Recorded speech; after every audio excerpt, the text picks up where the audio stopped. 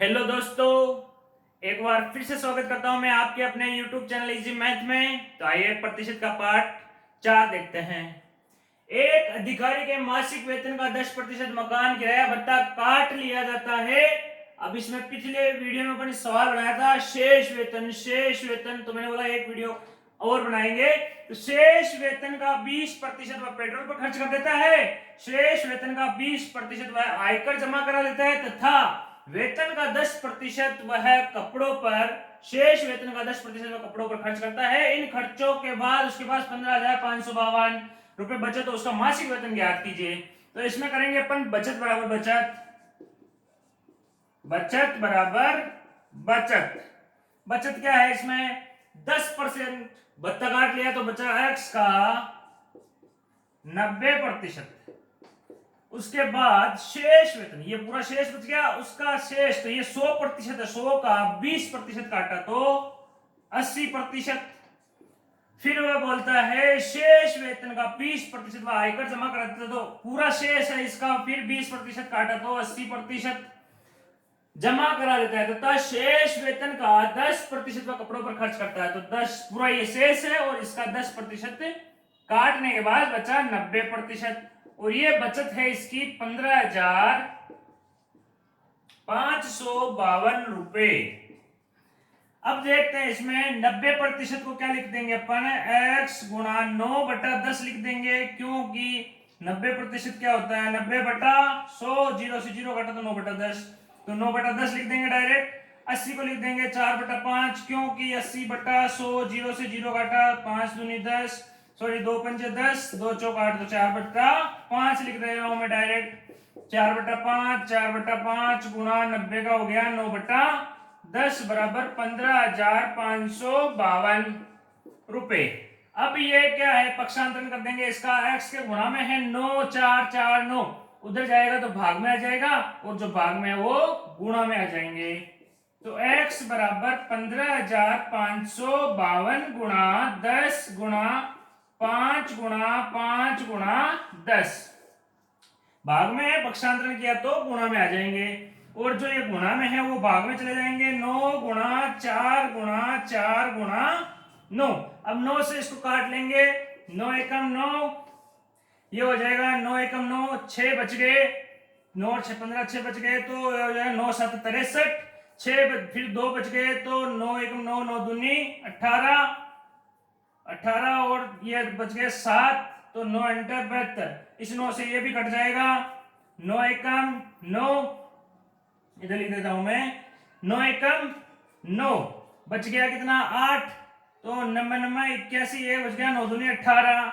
अब ये कट जाएगा 16 से 4 चौक 16, डायरेक्ट काट देते हैं इसको, 16 एकम 16, 16 एकम 16, 3 बच गए, 16 दूनी 32, ये हो गया 12।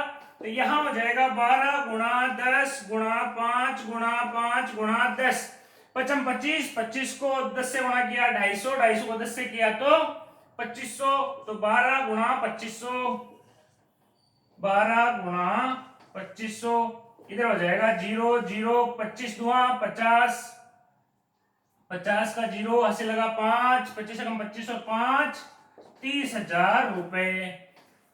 तो इसकी मासिक वेतन हो गया 30,000 रुपए, और ये सवाल एसएससी 2003 में आया हुआ है। तो आइए नेक्स्ट क्वेश्चन पे चलते हैं अपन। एक व्यक्ति अपनी मासिक आय का 4% एक अनाथालय को दान कर देता है तथा शेष आय का 10% बैंक में जमा करा देता है। यदि उसके पास 10,800 रुपए बचे हो तो उसकी मासिक आय कितनी है। एसएससी 2003 में आया हुआ है, पिछले वाले सवाल की तरह ही है कुछ। 4% अनाथालय को देता है, अनाथालय को देता है, एक्स का इधर वही बचत बराबर बचत कर देते हैं, बचत बराबर बचत, x का 4% तो अनाथालय को दे देता है, तो बचा कितना उसके पास 96%। अब ये कुल आय हो गई, क्योंकि शेष आय पूछा तो शेष बची हुई यही है, इसका 10% काट दिया तो 90% बच गया, बैंक में जमा करा देता है। यदि उसके पास 10,800 रुपए 10,800 रुपए बचे हो तो उसकी मासिक आय कितनी है। 96% को क्या लिखेंगे, इसको लिख देंगे 24 चौक 96, मतलब 24/25 लिख देंगे। क्यों लिखेंगे, क्यों 96/100 आएगा प्रतिशत का, 24 चौक 96, 4 बार कट रहा और 25 स्ट्रोक 100, सॉरी 4 बार 24 स्ट्रोक छिन में और 25 स्ट्रोक 100, तो ये हो जाएगा 24/x गुणा 24/25 गुणा 90 का हो जाएगा वही 9/10 बराबर 10,800। पक्षांतरण कर देंगे, जो भाग में है वो गुणा में चले जाएंगे और जो गुणा में है वो भाग में चले जाएंगे, तो x बराबर हो जाएगा 10,800 गुणा 25 गुणा 10 बटे में आ जाएगा 24 गुणा 9, 9 से काट दिया 9 एकम 9, ये गया 9 एकम 9, बच गया 1, 9 दूनी 18, 2 जीरो लगा दो, डायरेक्ट इसको काट दो 12 से, 12 एकम 12 और 2 जीरो, 12 दूनी 24, 2 से फिर काट दो इसको काट देते हैं तो 50 बार, ये हो जाए अपने पास 50 गुणा 25 गुणा 10 गुणा करेंगे 50 गुणा 10 हो जाएगा 500 गुणा 25, 25 पंजे 125 और 2 जीरो लगा दिया तो 12,500 रुपए उसकी मासिक आय है। क्वेश्चन ज्यादा हार्ड नहीं है, बस प्रैक्टिस करते जाओ, एक जैसे क्वेश्चनों की आंसर आते रहेंगे। क्वेश्चन नंबर 3 पर चलते हैं अपन। क्वेश्चन नंबर 3,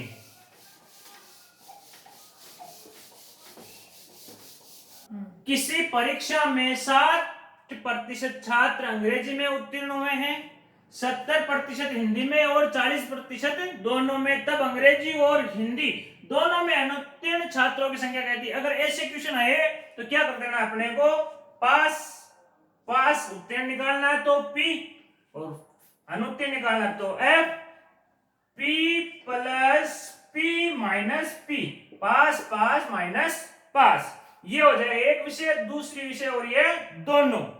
उसके बाद फेल का निकालना है तो fail plus fail minus fail, ये दोनों छोटी सी ट्रिक है, इसको याद रख लेना आप, P plus P minus P और F बराबर F plus F minus F। अब इसमें करना क्या है, अनुत्तीर्ण छात्रों की संख्या पूछी है तो फेल नहीं निकालना है, पास का निकालना है, तो P बराबर P plus P minus P। अब यहाँ पे P क्या है, 60 है, 60% प्लस दूसरा P क्या है 70%, मतलब एक सब्जेक्ट दूसरी सब्जेक्ट और जो लास्ट वाला P है वो दोनों का है, तो दोनों में आ जाएगा -40%। 60 और 70 130% -40%, 130 में से 40 निकाले तो 90% छात्र क्या हुए, पास। अब ये बोल रहा है अनुत्तीर्ण कितने हुए, तो 90% पास है तो फेल कितने हो जाएंगे, 100% माइनस 90% बराबर 10% छात्र क्या हुए, फेल हो गए। ऐसा एक क्वेश्चन और देखते हैं, क्वेश्चन नंबर 4।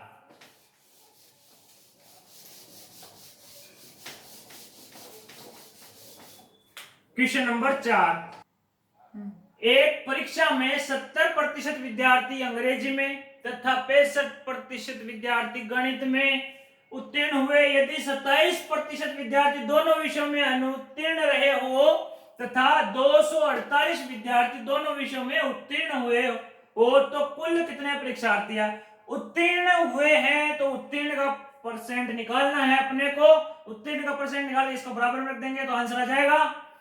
इसके लिए अपने को उत्तीर्ण निकालना है, उत्तीर्ण के लिए अनुत्तीर्ण वाला फॉर्मूला लगा देना, F बराबर F plus F minus F लगा देते हैं। फेल छात्र निकालेगा ये, तो ये 70% विद्यार्थी अंग्रेजी में 65% गणित में उत्तीर्ण हुए, 70 पास हुए तो फेल कितने हुए, 100 में से 70 निकाला 30 प्लस 65, 100 में से 65 निकाला तो कितना बचा 35% माइनस और 27 विद्यार्थी दोनों विषय में, ये तो अनुत्तीर्ण है इसको निकालने की जरूरत नहीं है, तो ये हो जाएगा 27%। दोनों को जोड़ देंगे 30 और 35, ये हो जाएगा 65 माइनस 27%। 15 में से 7 गया तो 8 और 5 में से 2 गया तो 38% हो गए फेल। अब अपने को निकालना है पास, तो पास के लिए निकालेंगे 100% माइनस 38% बराबर 62% क्या हुए पास, और ये 62% क्या दिया हुआ है, 62% बराबर 248 दिया हुआ है। और इसको 248 प्रतिशत नहीं है, 248 विद्यार्थी है। अब इसके अंदर अपने को क्या क्या याद करना है, 100, ये पूछ रहा कितने परीक्षार्थी थे, टोटल परीक्षार्थी निकालना है तो 62 निकालना, तो 100% निकाल देंगे तो ये हो जाएगा 248 बटा 62 गुणा 100। इसको काट देंगे, कितने से काटते हैं इसको, 8 से जाएगा नहीं जाएगा, 2 से काटते हैं, 2 3 6, 2 एकम 2, 2 2 4। अब 31 से डायरेक्ट जाएगा क्या ये, 4 एकम 4, 4 के बाद डायरेक्ट जा रहा है 31 एकम 31 और 4 बार जाएगा, 4 एकम 4, 4 के बाद, ठीक है। 4 गुणा 100 बराबर 400 परीक्षार्थी थे। समझ में आया। नेक्स्ट क्वेश्चन अपन देखते हैं, क्वेश्चन नंबर 5। तो आइए क्वेश्चन नंबर 5 देखें।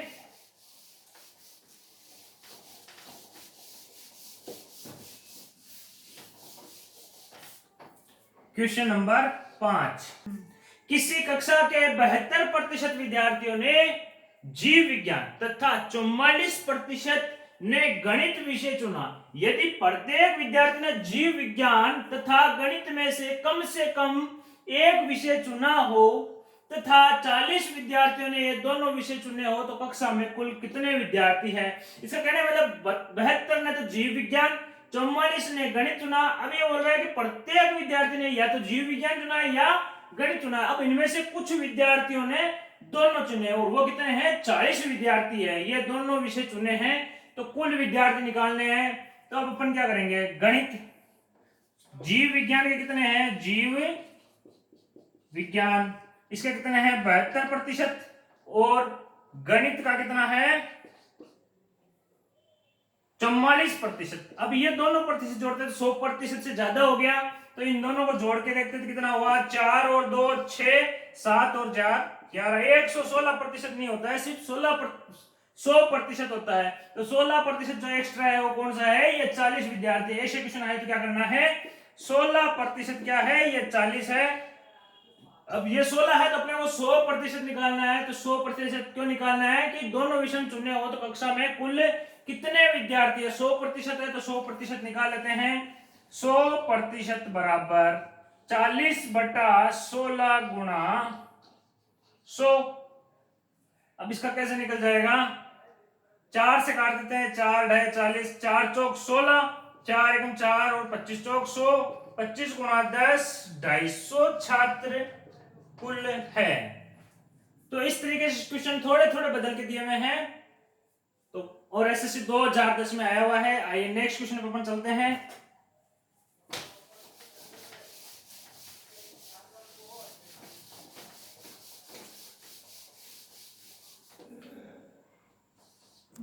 एक गांव में प्रति वर्ष 10% बच्चों की वृद्धि होती है। यदि वर्ष 2003 में बच्चों की संख्या 2000 हो तो वर्ष 2006 में बच्चों की संख्या कितनी होगी। और ये क्वेश्चन आया हुआ बैंक पीओ 2010 में। तो ये जनसंख्या का सवाल है। ऐसा अगर सवाल आए तो क्या करना है कि 10% प्रति वर्ष बढ़ रहा है तो कितने साल हो गए, 2003 और 2006, आगे आने वाले 3 सालों के पूछा है इसने। तो ऐसे क्वेश्चन जब भी आए तो अपने को क्या करना है, 10% है तो 10% का निकालेंगे तो क्या आता है, 10% का आता है 10 बटा 100, 1 0 से 1 0 काटा तो ये हो गया 1 बटा 10। अब ऐसे सवाल है तो क्या करना है, इसको सिर्फ वृद्धि है तो इसको ऊपर वाले को 1 बढ़ा देना है, 1 बढ़ाएंगे तो ये हो जाएगा 11 बटा 10, नीचे वाले को 1 बढ़ा के लिख देना है 11 बटा 10। अब उसके बाद क्या करना है, इसमें अगर आगे आने वाले सालों का पूछता है तो इसको सीधा का सीधा गुणा कर दो 11 बटा 10। अगर ये पीछे वाले सालों को पूछता है 2003 की बजाय 2003 तो दे रखा है, 2006 की बजाय 2001 में पूछता है तो क्या करना है 10 बटा 11 से गुणा कर देते। मतलब कैसे करते, 2000 है तो 2000 लिखना, आगे आने वाले सालों को पूछता 3 साल, 2006 माइनस 2003 मतलब 3 साल का फर्क हो गया तो 3 बार गुणा कर देना। और आगे आने वालों को पूछ रहा मतलब सीधा का सीधा 3 बार लिख दो 11 बटा 10, 11 बटा 10 गुणा 11 बटा 10। 0 से 0 गया, 0 से 0 गया, इस 0 से ये 0 गया। 11 का क्यूब कितना होता है 1331, तो मैं लिख देता हूं 2 गुणा 1331, 2 एकम 2, 2 तिया 6, 2 तिया 6, 2 एकम 2, 2662 लोग हो जाएंगे, मतलब बच्चे क्या हो जाएंगे, 2662 वृद्धि हो जाएगी। इसमें समझ में आया? ऐसा और क्वेश्चन करते हैं, यह जनसंख्या से रिलेटेड है, इसमें कुछ और देखते हैं। तो क्वेश्चन नंबर 7 पे चलते हैं। आइए क्वेश्चन नंबर 7।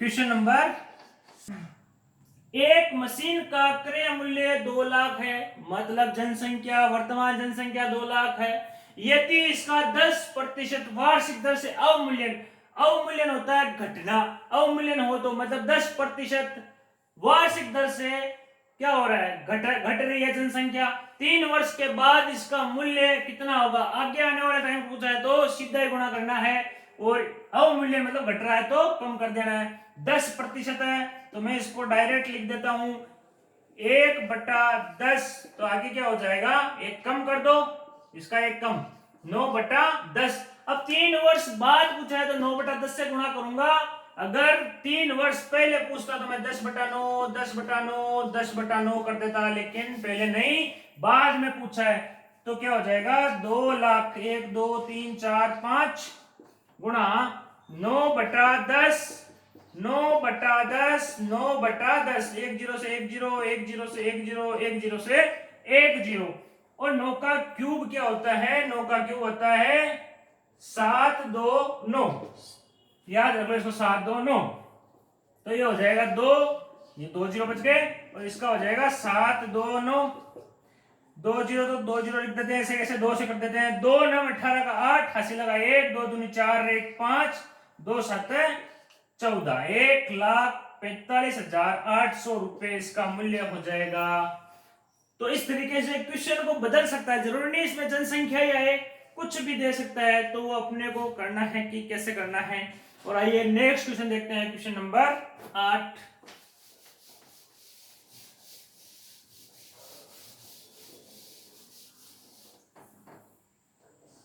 एक चुनाव में 2 उम्मीदवार थे, एक उम्मीदवार 30% मत लेकर 16,000 मतों से हार गया। कुल कितने मत पड़े, कुल कितने पढ़ने थे, 100% तो पढ़ने थे। अब लेकिन प्रतिशत में तो पूछा नहीं इसने, 100 में से एक जने ने लिए 30%, तो जीतने वाले ने 70% लिए। अब ये कितने मतों से हारा है, 16,000 मतों से, मतलब 40% इनका अंतर है, मतलब 40% इसको और मिल जाते तो ये जीत जाता 16,000 मतों से। तो ये जो है 70% माइनस 30% बराबर 40% है। ये जो 40% वो क्या है, 16,000 है, 40%, क्योंकि 16,000 वोटों से हारा है, और ये 40% वोटों से, ऐसे बोलो चाहे 40% से हारा है या 16,000 वोटों से हारा है, तो 40% किसके बराबर है, 16,000 के बराबर है। अब 40% 16,000 के बराबर है, तो अपने को निकालने कुल कितने मत पड़े, मतलब 100% निकालने हैं। अगर ये बोलता जीतने वाले के कितने मतों से जीता, तो 70% निकाल देते, 1% निकाल के उसको 70 से गुणा कर देते। इसका पूछता तो 30 से गुणा कर देते, लेकिन इसने 100 पूछा है टोटल, तो 100% कितना हो जाएगा, 16,000/40 गुणा 100। 1 0 से 1 0 कट गया, 4 एकम 4, 4 चौक 16, 2 0 यहां थे तो ये हो जाएंगे 4 चौक 16, टोटल मत 400 गुणा 100, 4 एकम 4, 1 2 3 4, 1 2 3 4, 40,000 मत पड़े। इसमें यह भी पूछ सकता है कि जीतने वाले ने कितने, तो 100 नहीं निकाल के 70 निकाल लेंगे, हारने वाला तो 30% निकाल लेंगे। और ये एसएससी 2010 में आया हुआ है, क्वेश्चन कोई टफ नहीं होता है, बस प्रैक्टिस करते रहो। एक लास्ट क्वेश्चन और देख लेते हैं, क्वेश्चन नंबर 9।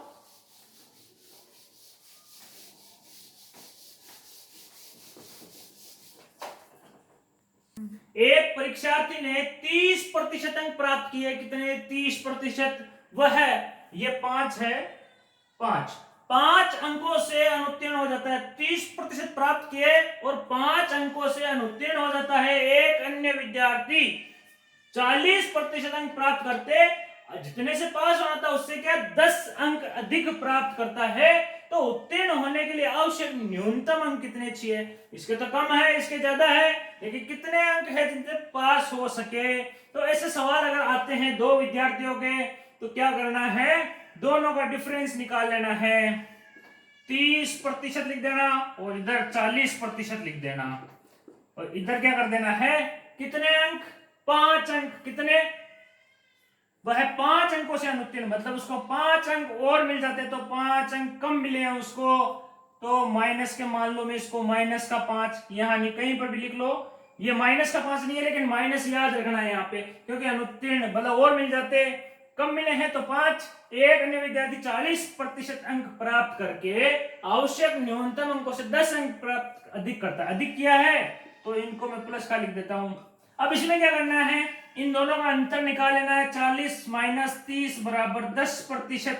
अब यहां क्या करना है, इस ट्रिक को थोड़ा सा यहां ध्यान रखना है, अलग अलग चिन्ह हो, ये प्लस का ये माइनस का अलग अलग चिन्ह हो तो जोड़ देना है, प्लस माइनस का फॉर्मूला मत लगा देना यहाँ पर। और एक जैसे चिन्ह हो, जैसे यहां पर भी ये 5 ज्यादा लिया था और 10 ज्यादा लिया था, तो क्या करते, इनका अंतर निकाल देना, इसलिए यहां माइनस है तो क्या करना है, दोनों को जोड़ देना, 10 और 5 15%।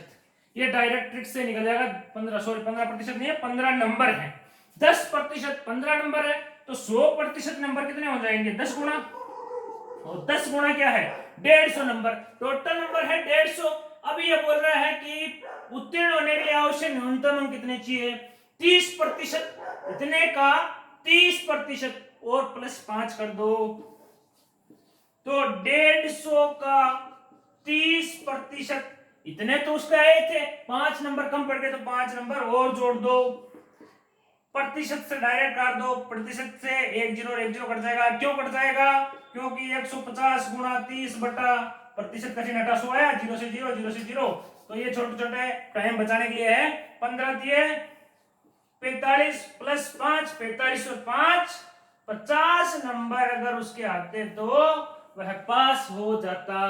समझ में आया? आगे अगर वीडियो तुम्हें अच्छी लगे दोस्तों तो वीडियो को लाइक करो, शेयर करो और चैनल को सब्सक्राइब करो, साथ ही साथ बेल आइकन दबा दो ताकि जब भी मैं कोई नई वीडियो बनाऊं तो सबसे पहले आप उसे देख सको।